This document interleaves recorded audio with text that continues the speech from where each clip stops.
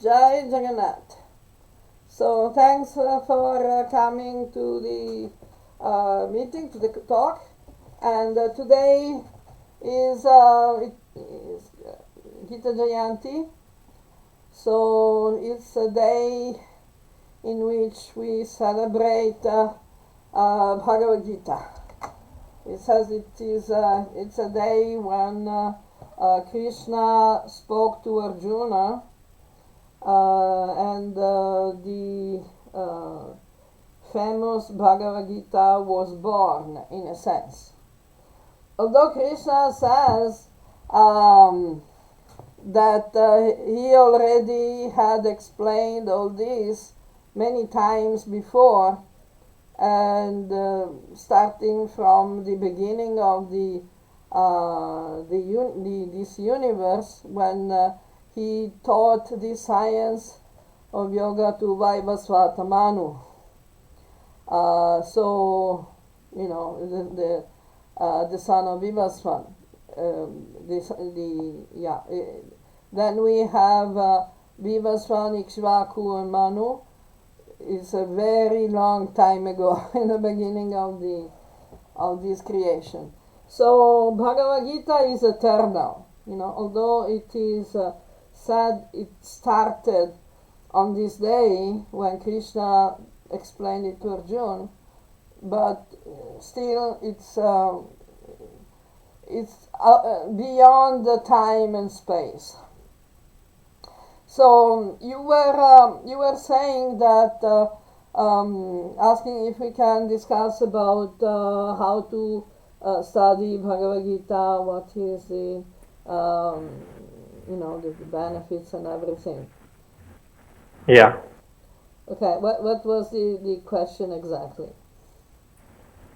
Yeah. So for sadhakas who have some basic idea of Bhagavad Gita and maybe some contents they know. So after knowing how to implement and how to get benefit and change our life with it, how should we study it after first study and we know okay mostly what are the contents of it, then how we should move ahead. Yes, this is an extremely important point, because the tendency is to remain stuck in the theory and to elaborate a lot on the theory, on the small details of theory interpretations and everything. So I think it is important that we study the Bhagavad Gita with a very practical approach. You know, we see in the beginning, in the first chapter, Arjuna Vishada Yoga, Arjuna is not asking idle philosophical, theoretical questions. He has a real life problem. He wants to know from Krishna how to overcome the difficulties of this life, how to perform one's duty in such difficult situations, such painful situations as we find ourselves to face.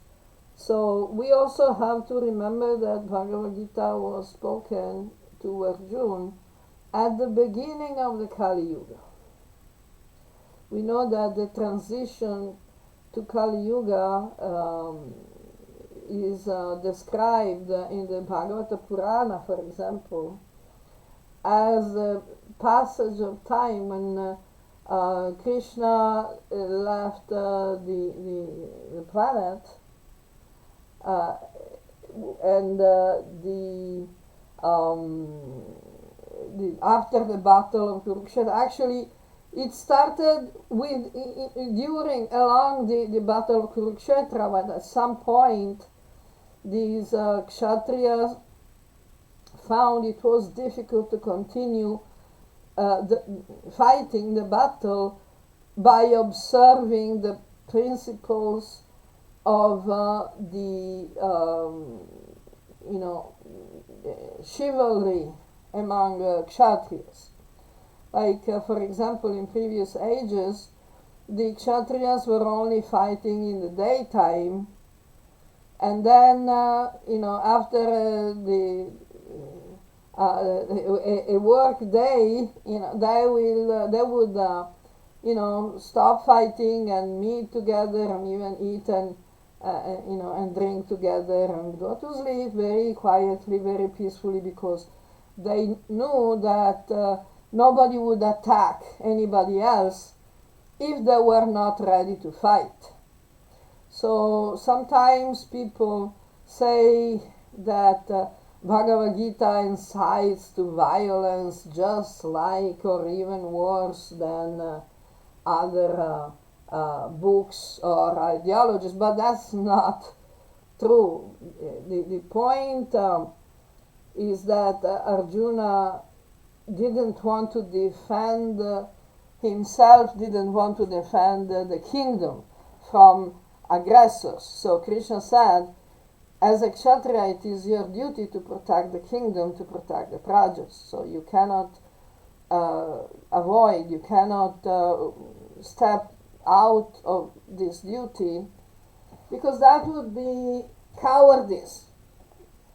Now, the problem is that many people cannot tell the difference between aggression and defense. In fact, there is a famous quote, I think it was Mark Twain. He was saying, never wrestle with a pig, because the pig is very he likes rolling in the mud, and people will not be able to tell the difference between you and the pig, because it's not a dharmic fight. In the Kshatriya system, in the Vedic system, there was no aggression. In fact, the only duty of Kshatriyas was to prevent and stop all aggressions. So during the battle, in a long battle like the Kurukshetra that lasted, I believe 18 days, things went degenerate. The situation got degraded. Like, for example, Drona was not exactly following Dharma. Many people were started to do bad things from the side of Duryodhana. Duryodhana, and especially he had for many years tried to assassinate the Pandavas and their mother, with very adharmic plans. Like, for example, trying to burn the house where they were sleeping, or poisoning them, or, doing things like that. So that had nothing to do with the dharma of the Kshatriya. So during the Bhagavad Gita, during the Kurukshetra war, the situation went down, and like, for example, Abhimanyu, the son of Arjuna, was attacked by many great warriors. Abhimanyu was a very young boy. He was 16. So he also went to fight, but he was trapped by a number of great generals in the Kaurava army, and he was killed mercilessly, because he was attacked by everyone at the same time, which is totally against the Kshatriya rules. So, when Krishna was talking to Arjuna before the beginning of the battle, he already knew that Kali Yuga was coming. So the instructions given in Bhagavad Gita are good, especially for us in the Kali Yuga. And after the end of the Kurukshetra, after Krishna disappeared, after the Pandavas also left, Maharaj Parikshit, who was the last survivor of of the family, he was ruling, he became the king. And he saw these Kali Purusha, these symptoms of the Kali Yuga coming. And this is very well explained in Bhagavata Purana, which starts just after the Kurukshetra war, after the Mahabharata, and it goes on and explains what happened next. So what I was saying is that the point of explaining the Bhagavad Gita to Arjuna was a very practical one. Arjuna could see that the degradation was coming, and all these people, Duryodhana and his allies, had no conscience, had no ethics. They were ready to destroy themselves, destroy their allies, destroy the kingdom, destroy the prajas, just because of being power hungry. Duryodhana was just envious and hungry for power, nothing else. He had no other reason to persecute the Pandavas and cause the war of Kurukshetra. So we should read the Bhagavad Gita with a very practical approach, with the same approach. In fact, Krishna and Gita say that there are 4 types of people who approach God. Artha, Jigyasur, Artharti, Jnani cha. Artha, someone who is suffering. Jigyasur, one who wants a knowledge. Artharti, one who wants something valuable, some benefit, a material benefit in life. Jnani, and one who has the knowledge and actually wants to put it in practice. And the best is the Jnani. So Arjuna starts by being Artha, someone who is suffering. Then he's asking for knowledge, Jigyasu. And then he shows, this of course is just a demonstration for our benefit. Arjuna is an avatar. So it's not it's not that Arjuna himself was ignorant. He was just playing a part. So from Artha and Jigyasu or Artharti, he asked Krishna, what is the greatest benefit? Which is the same thing that Maharaj Parikshit will ask Sukadeva. So the greatest benefit, the best thing to do to achieve perfection, to do things to get the perfect results, is to apply the teachings of Krishna. And we reach at the end, we come to the position of Jnani, someone who has the knowledge and who is putting it in practice. This is the conclusion of Bhagavad Gita. And it's beautiful because, from whatever angle you study Bhagavad Gita, you can study it every day for the rest of your life, and every time you'll find some new dimension, new perspective. This is the characteristic of the Shastras, especially the Shastras written in Sanskrit, the Shruti.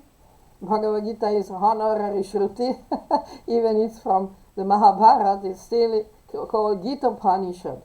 So it's considered Shruti as well. So when we study the Shruti, we find that there are so many layers of meanings which complement each other. And this was, for those who know Krishna Chaitanya, this is demonstrated by the famous episode of the Atmarama verse, in which Krishna Chaitanya gave a great number of interpretations and layers of meanings of this famous verse from the Bhagavata Purana. And the same is with Bhagavad Gita, if not more so. So every time we approach Bhagavad Gita, we find roomfuls of treasures. But we need to study Bhagavad Gita with an open mind and with the desire, sincere desire to understand and to apply in practice. To realize there is a difference between jnana and vijnana, between knowledge and applied knowledge. Practical knowledge. The same knowledge that we learn in theory, we need to put in practice, as you very correctly and wisely said. This is the main point. Lots of people on Gita Jayanti, they do mechanical recitations. To recite Bhagavad Gita mechanically is also okay, because it's not a bad thing. But the problem is that people who do that become convinced that they've done enough, or they've done a lot. But if they don't understand what they're reading, they're not going to get a lot of benefit. The Shastras are, I think there is an example in Mahabharata, I think. The comparison is given when talking about a Brahmana or someone who's not really applying the knowledge, the knowledge of the Shastra, is compared to a donkey that is carrying a load of books on his back. And what is the benefit? Still, it's good that he's carrying books and, he's not carrying garbage. But still, how much benefit does a donkey get? Yeah. Not much. So, the Gita part, okay, it's pious, because if you recite, especially if you recite the Gita part loudly, maybe someone will actually listen and understand. So, you're doing some punya, but that's not sufficient to change your life. So, as you said, to make it a part of our life, we need to study very carefully, and if possible, with the help, under the guidance of a genuine guru. A genuine guru knows how to teach. So the genuine guru will guide the student from the ABC without skipping any important part. Through the ABC up to the best of his own knowledge, also by knowing what are the problems of the disciple, of the student. What are the obstacles that are preventing the student from actually understanding and applying the knowledge in practice. Because I see lots of people are asking questions, for example, on quora. Now, at this time, I think I'm going near the 3 million views. Okay. But lots of people that I'm not answering usually are asking questions that are not on their level. They want to show off. They want to be clever. They want to be in a word, this is a famous word that I heard quoted about Bhaktivedanta Swami Prabhupada. They want to be over-intelligent. Now, this is something that we need to clarify, because over-intelligent doesn't mean someone who actually wants to understand better. Over-intelligent means someone who's trying to be, to play with ideas and concepts and the teachings, the Shastra, to show off that they are so intelligent, so clever. That is the meaning of over-intelligent. So, sometimes I'm getting weird questions, like, what are the names of this and that, whatever. But this is not what we need to know. We need to start from the ABC. Now, the beginning, the ABC of the Bhagavad Gita is that we are not the material body. Now, if we don't get this very basic point, whatever big elaboration we can do on Siddhanta, Saddarshan, philosophy, schools, and this, it'll be stupid because we don't understand the ABC. The ABC is we are not the body. The root of ignorance is bodily identification. Identification with the gross material body. So, who has gone beyond that?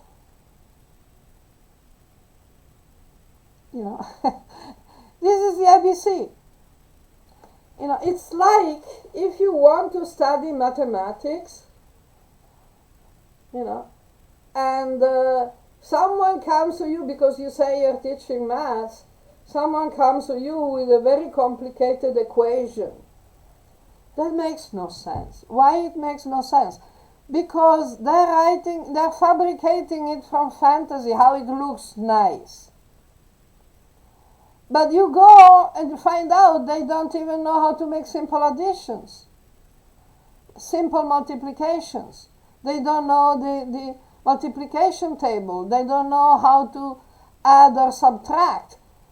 So they want to write, they're showing their beautiful equations. But they're beautiful because they see them beautiful because they look elegant. They put some nice decoration on it. And they think it's decoration. Mathematics is just decoration. So the same is with the Bhagavad Gita, with the Shastra in general, the Vedic knowledge, Dharma and Vidya.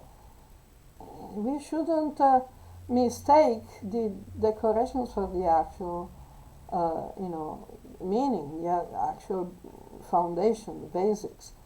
So we start in Bhagavad Gita.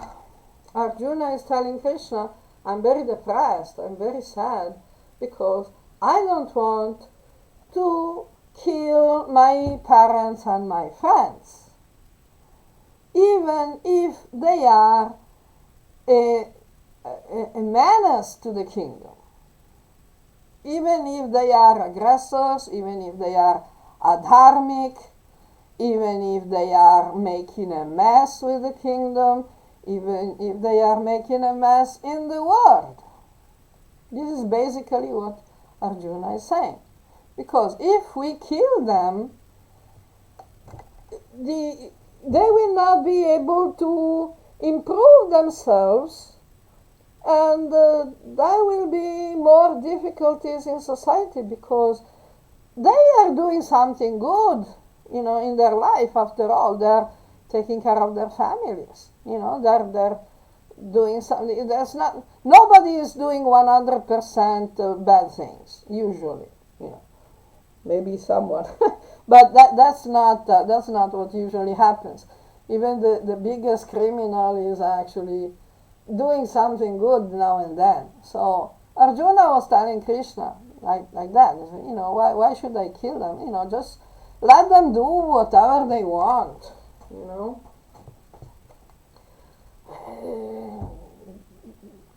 If we stop them, it will be our responsibility. What does Krishna say? Krishna says, we are not the body. We don't finish when the body dies. So your duty is to protect society, is to protect the kingdom.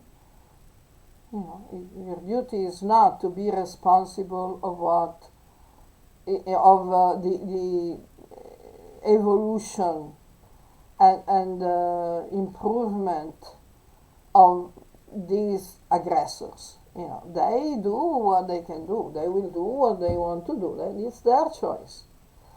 But, they will learn and they will come back again, because in fact nobody actually dies. So we are souls, eternal souls, who are having a human experience in a material body. So just go through it, and this is what human beings do. They have a human experience in a material body. Not Krishna, but generally, Krishna is talking about the Jivatmas. So, and he gives the separation. He says that we all went through many lifetimes. I remember them all, and you don't. Whether we don't because we are conditioned by Mahamaya or by Yoga Maya, it's not a big difference. The point is that the avatar is always conscious, always remembers. So we are all Atman Brahman. This is not inciting to violence and war. This is actually the opposite. Say, okay, you need to protect the kingdom from the violence, from these violent people, which means you have to stop them. In the first chapter of Gita, I explained in the commentary, I quoted, there are 6 types of aggressors, atataina. The atatai is someone who attacks,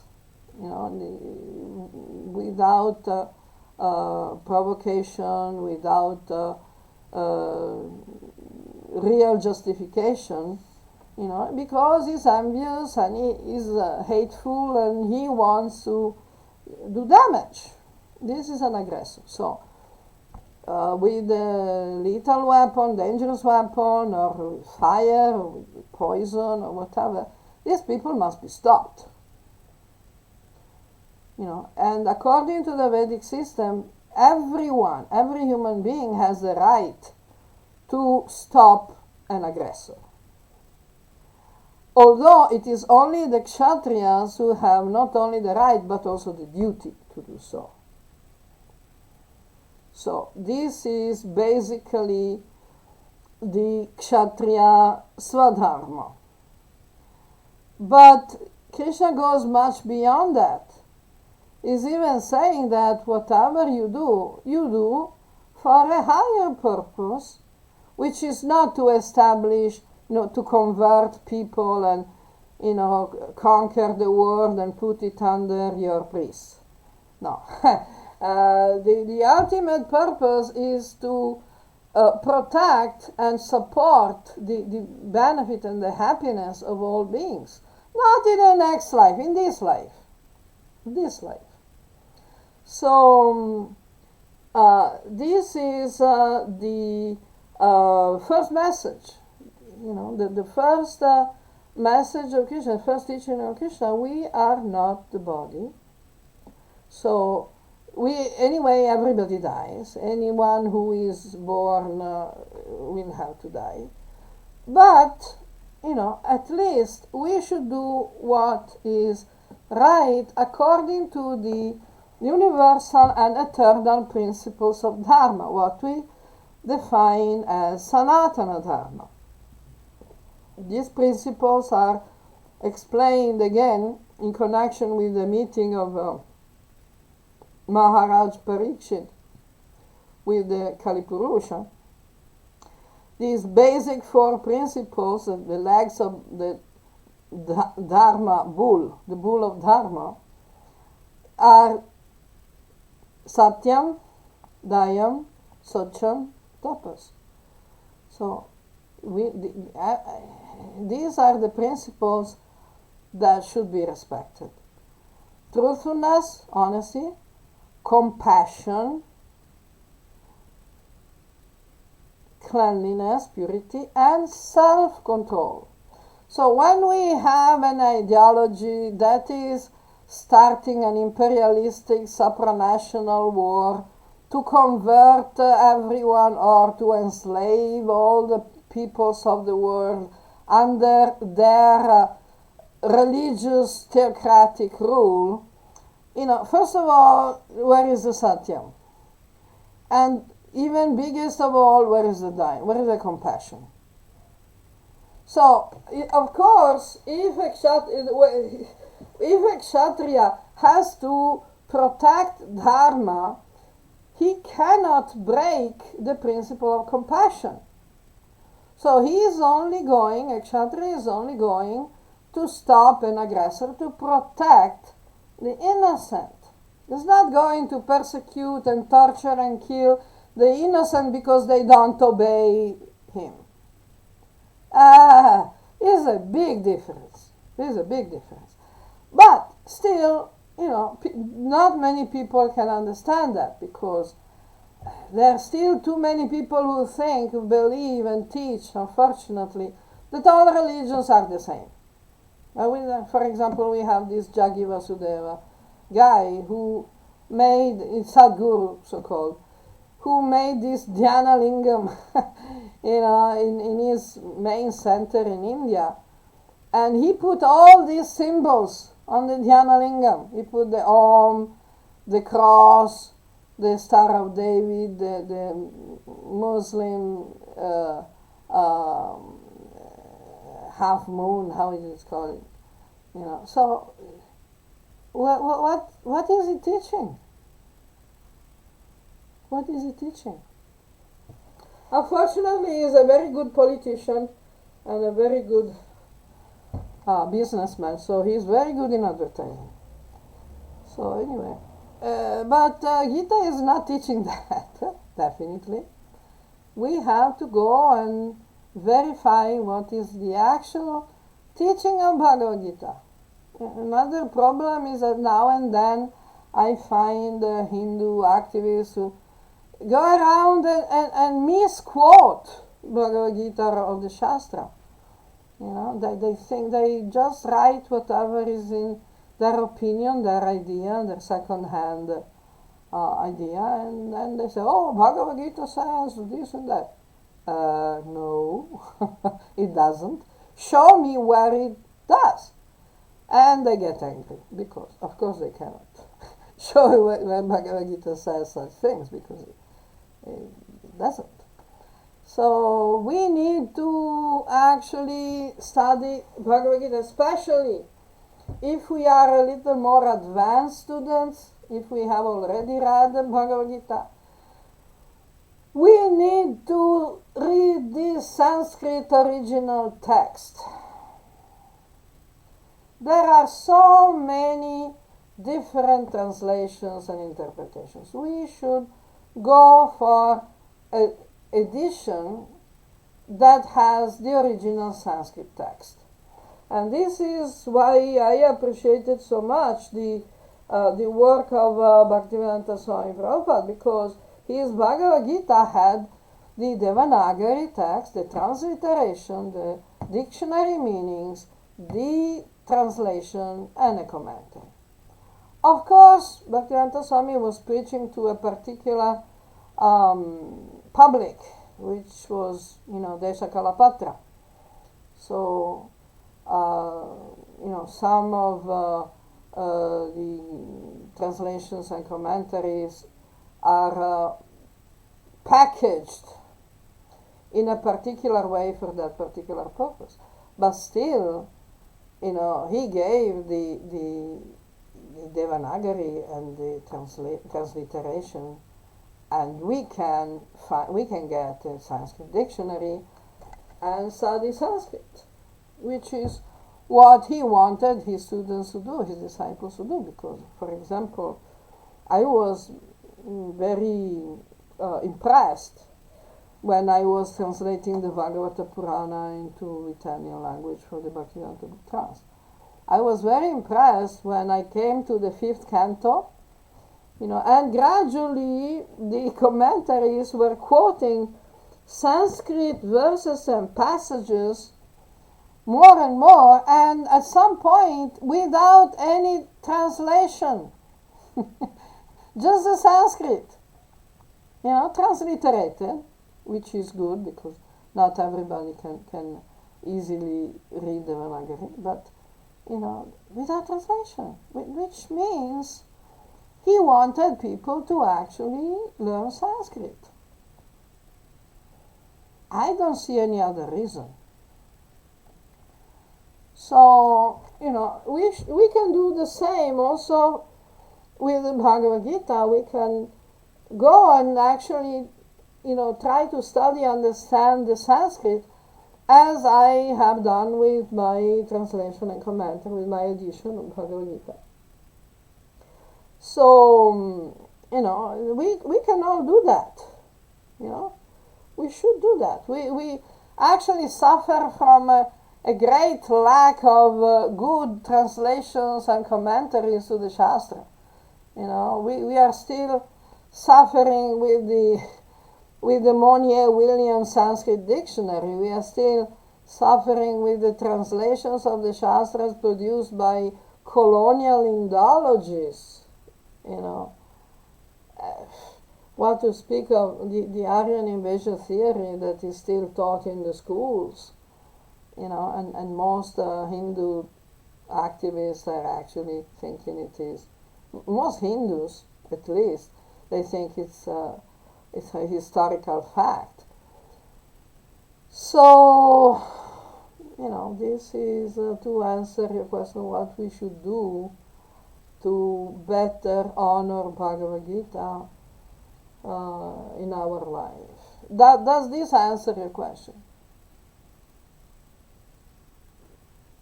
Yes.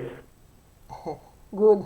It was a bit, rather long elaboration, but I think we needed to put some, dot the I's and cross the T's.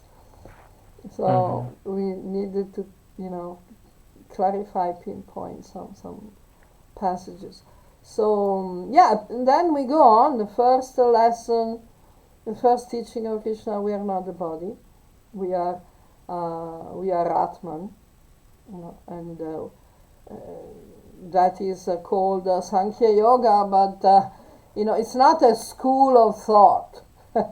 It's a fact. It's a reality. There's, it's not that someone says like this and someone says like that, so reality does not exist. All opinions are equally valid, even if they're completely clash with each other.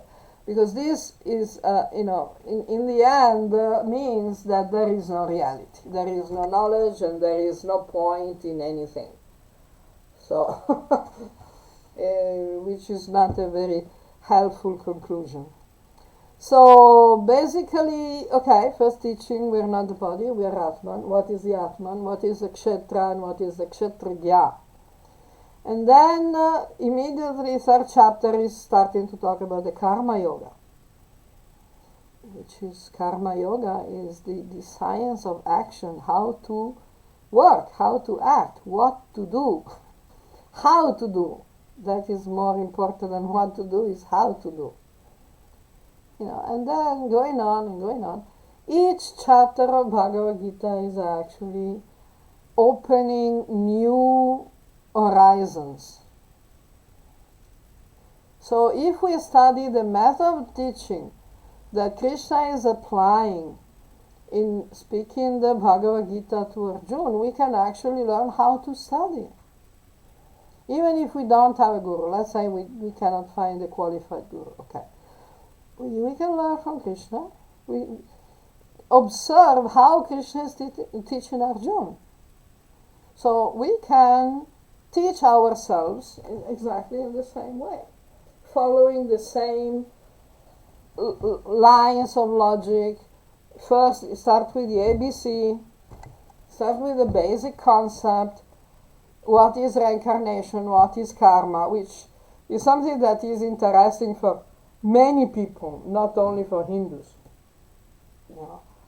Then after we explore these things, we go on the process of knowledge, the Jnana Yoga. Because who is the Kshetragya? What is the process of knowledge?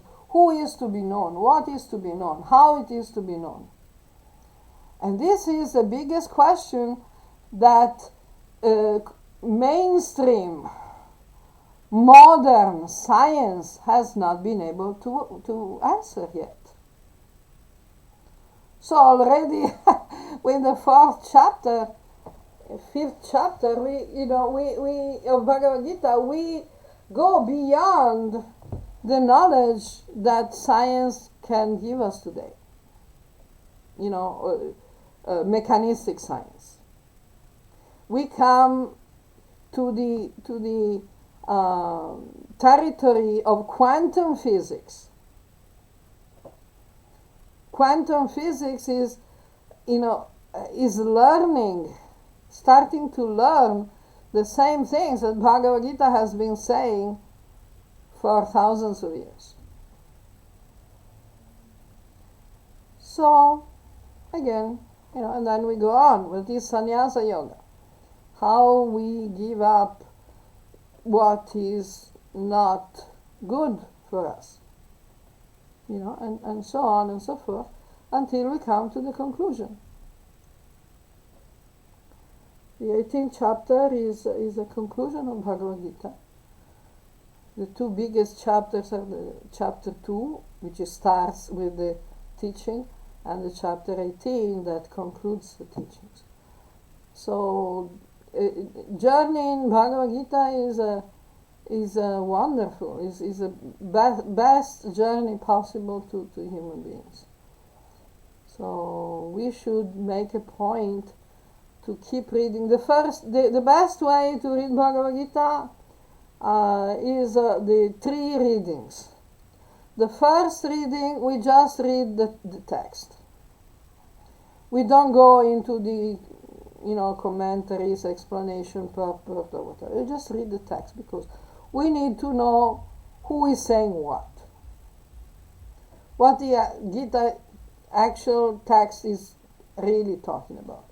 Then the second reading, we also read the commentary to get a better understanding of verse to verse. If we start by reading the commentary, verse and commentary, the first reading, we get lost. It's very easy to get lost in the commentaries. We lose the thread of the discussion.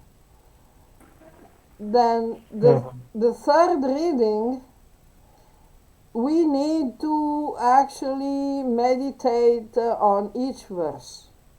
With the knowledge that we have assimilated by reading the commentaries, we go back to meditate on the actual Sanskrit verse.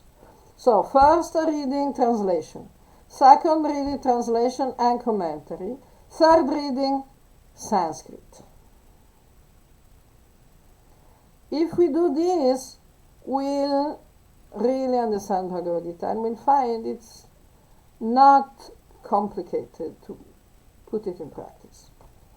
Yeah, you were saying something.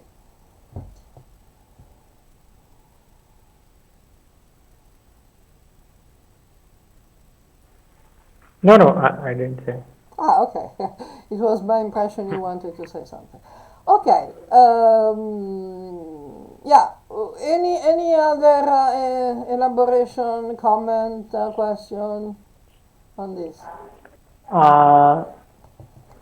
How we should see the different commentaries, because in olden times when Shankaracharya wrote, after that when Ramanujacharya wrote, he negated what Shankara said, and then after that when Madhva wrote, he negated what Ramanuja and Shankara said. So in those contexts that may be right, but in today's context, how we should see, if we try to read different commentaries, we see some verses have different point of view from different school of thought. So how to see that? Yeah, exactly. These different perspectives should be studied in their context. So, this is what I try to do with my edition. I'll tell you, I wrote these my commentaries by keeping the text, and I had open on the table the Bhagavad Gita written by Bhaktivedanta Swami and the Bhagavad Gita commentary by Shankaracharya at the same time. Then also they recommended the commentary written by Narayan Maharaj, who was in the Gaudiya Math line, but mostly because I think that these two people, Bhaktivedanta Swami Prabhupada and Shankaracharya, did the biggest jobs. So their commentaries was the most effective. So I was reading them while I was studying Gita and taking notes for my commentary. So you will see, sometimes I am mentioning the points.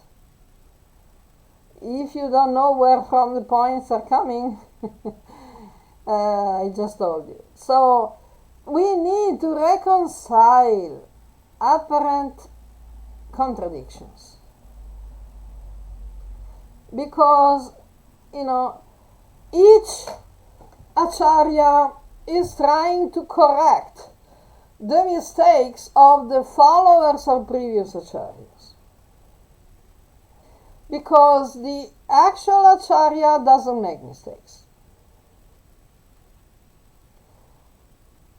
The actual acharya is just making a presentation that is suitable for the understanding of the people he's talking to. Now the history goes that the first commentary was written by Adi Shankar.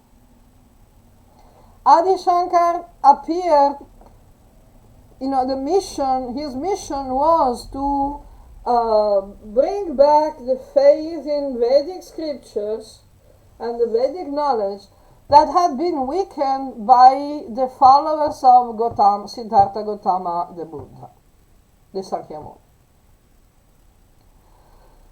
So, Shankaracharya's commentary was specific, but the problem of the interpretations of the followers of Adi Shankar sometimes went, a little bit out of the, of the path. And at some point, Madhva, decided to do something against the Mayavadis. But he overdid a lot, because he was talking with, two different people, very different people. So, Madhva had his own ideas, his own presentation. But, those who say, especially in ISKCON, those who say that, Shankaracharya was a Mayavadi, an impersonalist and everything. They don't know what they're talking about. They're taking the declarations by Madhva and making them even worse. Because if Madhva was fighting against the followers of Adi Shankar, so he he took a few poetic liberties in that work, in that mission. Unfortunately, some of his followers, and especially those who think they are his followers, this famous Brahma Madhva Sampradaya, which actually doesn't exist, but anyway, these people who think that they follow the Brahma Madhva Sampradaya, they are even taking this idea of fighting against the Mayavadis to absurd levels. in like saying that Adi Shankar was an offender, a Pashandi. So then they obviously forget the Bhaja Govindam song, the Jagannatha, which they sing, which is very weird. And, and the first line of Adi Shankar's commentary to his commentary to Bhagavad Gita, Narayana Paravyaktat. And Narayan is transcendental, it's not a material body. Narayan, is not, is not a conditioned soul confused by Maya. This is the speculations of ignorant people. That is definitely not what Adi Shankar said. In the same way, the interpretation of these so-called Brahma people about the founders, for example, about Jesus. They're showing that Jesus was an avatar of Vishnu. You're like, okay, that's a bit too much. Already, when they were saying that Jesus was a pure Vaishnava, I would say, wait a minute, when did he ever speak about Vishnu? No, he was not a Vaishnava, and of course, even less, he was a Vishnu avatar. So, because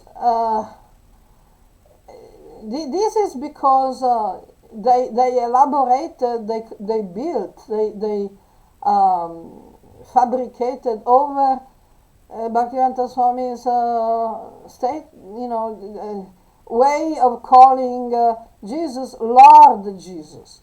But Bhaktivedanta Swami was also calling Lord Adi Shankara. So, that they removed the Lord Adi Shankara and made him Adi Shankara evil offender, like that. And they made Jesus as an avatar of Vishnu. Like, okay. That is a choice that has nothing to do with what the founders were trying to establish. So we need to remember that when we consider the various so-called various schools in Indian philosophy. This idea of opposing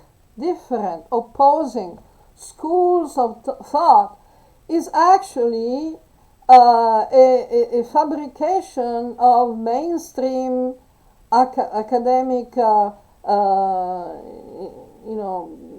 mainstream academic version that was created by the Catholic Church about 1,000 years ago, after destroying the ancient universities and keeping them destroyed for, about 500, 600 years, the church realized, especially after the rise of Islam, Islam came to India from the very beginning, from the 700s. And Islam took a pillage, stole, and took away a lot of books, a lot of knowledge, especially mathematics, until the Muslims stole the decimal system from India.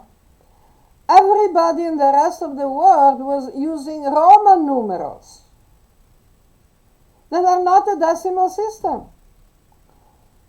Roman numerals are so, complicated and artificial that, it's still difficult to remember how they work.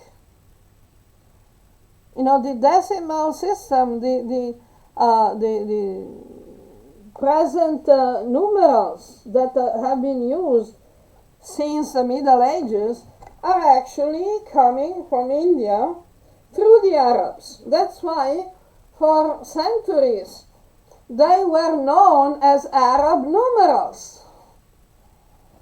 Then at some point someone realized, but they were there in India before the Arabs. Oh, really? Yeah, exactly. And the same thing happened with astronomy. We need to understand that during the early Middle Ages, when Christianity took over the Roman Empire, all the previous culture was destroyed. All the universities were destroyed. The libraries were burned. You know, the Library of Alexandria had a huge number of books.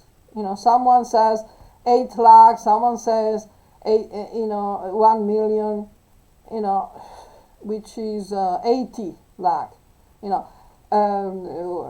lakh. Anyway, so the point is the entire system of knowledge was destroyed.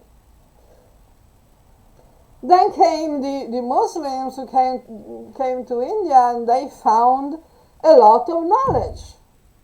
So they took it back to the Mediterranean, and from the Mediterranean, because the commerce was going on, people were still trying to understand like that. So it started to spread again.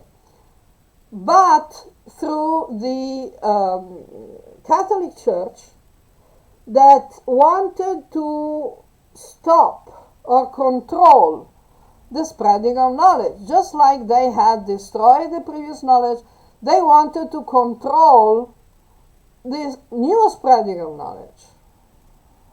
So they started the first universities in which they studied the various philosophies. But the idea was to control and if possible, discredit the various philosophies and ideologies that were not controlled by the church. This is why they started to study Hebrew and Arabic and things, not because they liked the teachings and they wanted people to appreciate Islam or Judaism or whatever, but they wanted to stop people from actually appreciating this knowledge.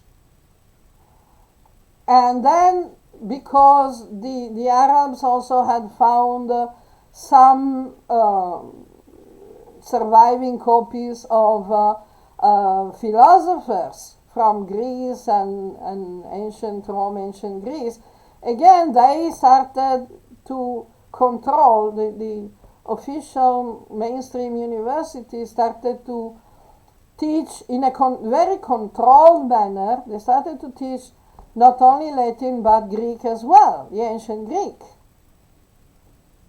And the control was so strict that everyone who went to study in the universities had to become a monk. At least take the first vows of loyalty to the church. So, when the same academic institutions started to study Indology, what do you think they did?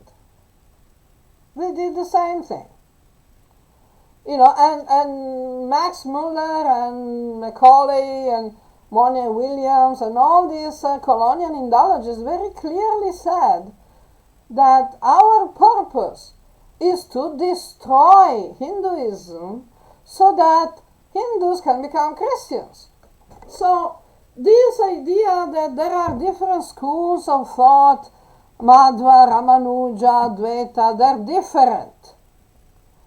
This is a totally stupid idea created specifically to destroy Hinduism.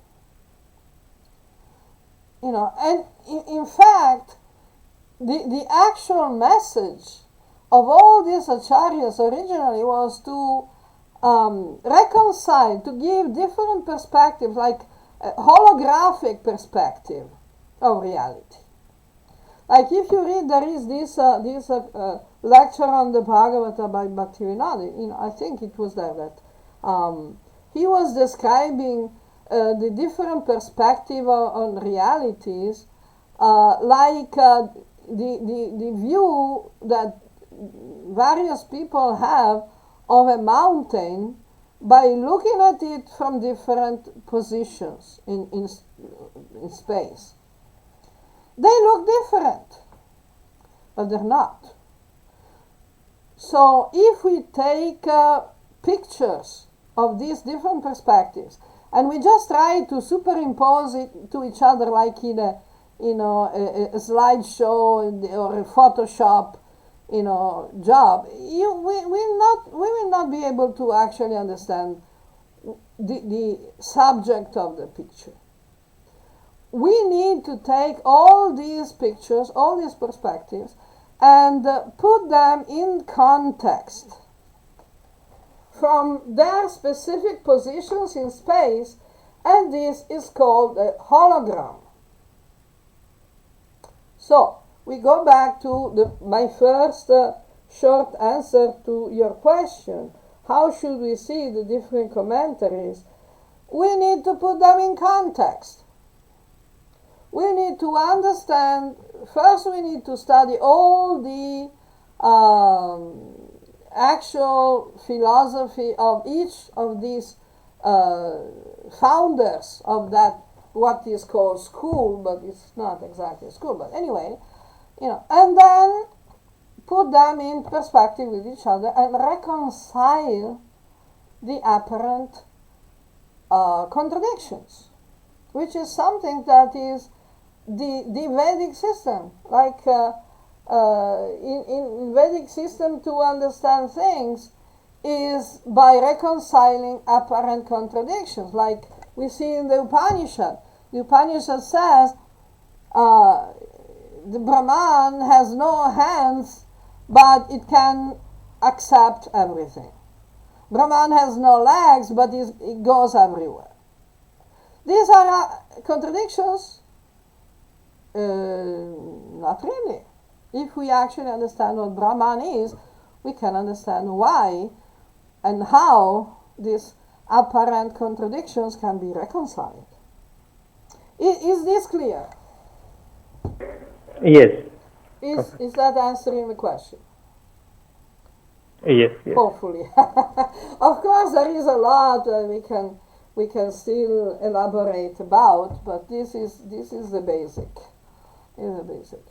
So I hope that with my work I have contributed some help in this regard, because I believe that my commentary is as updated as possible in the present Desha Kalapatra. Yes. So exactly. I don't want to self-advertise. I'm not saying that my Gita commentary is better than Bhaktivedanta Swami's or Adi Shankar's or anybody else. But it would be nice if some people could take advantage of my work. I'm giving it for free. So take advantage of my work and see if they can get anything useful from it. Yes. But what I also feel that Lord has planned for everyone. So once they come to that understanding, so that they can appreciate, come to your commentary. Maybe. Yes, but you see, there is also some measure of urgency. You understand? Because otherwise, like for example, Krishna himself is saying that he is coming. Yada yada hi dharmasya glanir bhavati bharata abhyutanam adharmasya tadatmanam srijamyaham. This, we are serving the mission of Bhagavan. Because if we could just let people find the knowledge when they're ready, we would not be serving Bhagavan's mission. Because Bhagavan is coming, descending as an avatar. when there is a sense of urgency, when the dharma is diminishing and when adharma is rising, then then the avatar appears. That we also have to follow and serve this concept, because when the dharma is getting so beaten up and adharma is rising and presenting itself as the greatest dharma, we know that we need to roll up our sleeves and get to work. We cannot just sit in our house and think, okay, if someone is really interested, they will come to know what they need to do. It's not sufficient. It's like if you have a shop, you need to do some advertising, because if you just sit in the shop and hope that people will come and buy what you're selling, it's not going to work a lot. Now, I'm not selling myself. I'm selling dharma and for free. So in a sense, it's a kind of the Namahata idea, And Chaitanya was doing the same thing, Chaitanya could have stayed home in Navadvip and not go anywhere. Being a nice son and husband, and just he could think about Krishna also in Navadvip. Why he had to go around? Why he could think about Krishna as a grihasa? Why he had to take sannyas? You understand? He could have said, oh, if someone wants to chant the name of Krishna, yeah, well, eventually they will find out there is a name of Krishna.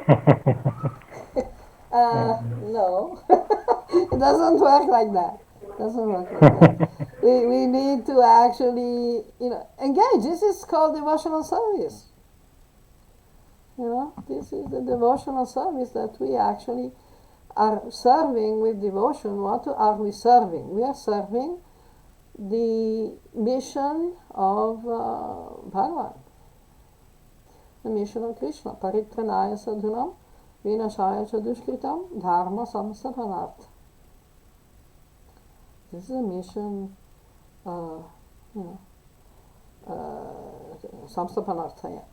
So this is the mission of Krishna. Protecting the good people, destroying the evildoers, and establishing what is dharma. Clarifying what is dharma. Lots of people, even among Hindu leaders today, they are still teaching that the greatest dharma is body identification. Is identification with race, color, caste, nationality, and gender. It's a body identification. This is the greatest dharma. I think this is a time for the avatar to do something. Because the adharma has risen to the point of being presented by its representatives as the greatest dharma. Which is like, oh, this is an emergency. We need to do something. When the house is burning, we cannot just sit and wait for the rain. Yeah, rain will come. Yeah, but in the meantime, lots of people are doing a lot of, bad karma. So we want to, lighten the burden for the planet. Because, the planet is suffering. Humankind is suffering. Animals are suffering. All the beings, all the, the Bhuta, all the living beings, all the beings are suffering. What are we going to do? Sit and wait? This is called compassion. The avatar appears out of compassion. You know, the avatar comes to perform a mission, fulfill a mission out of compassion only, not because he wants to sell books, make money by selling books. Yeah, so this is not the point. So yeah, well, I hope this answers the questions. Yes. Good. You're asking very good questions. I don't know they are good or bad, but they're you very give good. certificate. They're very good. They're very good. Okay, so thanks. I think that maybe for today we can stop here, Yeah. and Yes. we'll talk again. We'll go on with the next meeting.